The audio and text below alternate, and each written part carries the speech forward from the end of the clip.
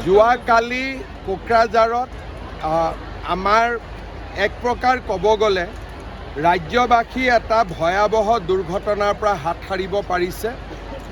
ৰাতি প্ৰায় পুৱতি নিশা 3মান বজাত, মোৰ টাইমটো অলপ ভুল হ'ব পাৰে, 3টা বজাত DGPয়ে মোক ফোন কৰি কৈছিলে যে আমাৰ এটা বিশেষ ৰেলৰ অংশ IED ব্লাষ্ট কৰি উৰুৱাই দিয়া হৈছিলে।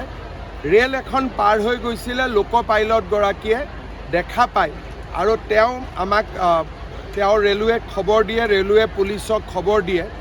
ঘটনাৰ লগত জড়িত এজন ব্যক্তিৰ নাম আমি পাইছোঁ, পুলিচে অনুসন্ধান কৰি আছে।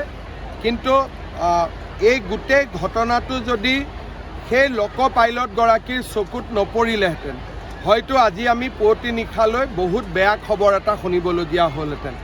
মই ৰাতিয়ে কোকৰাঝাৰ পুলিচে গৈ ঘটনাৰ তদন্তও কৰে আৰু ৰাতিৰ ভিতৰতে ৰেল লাইনটো মেৰামতি কৰি দিয়াও হয়। এতিয়া ৰেল লাইনত সাধাৰণভাৱে ৰেলগাড়ী চলিব আৰম্ভ কৰিব। শুদ্ধ আৰু বিস্তৃত বাতৰিৰ বাবে চাই থাকক নিউজ ডেস্ক ৰিপৰ্ট।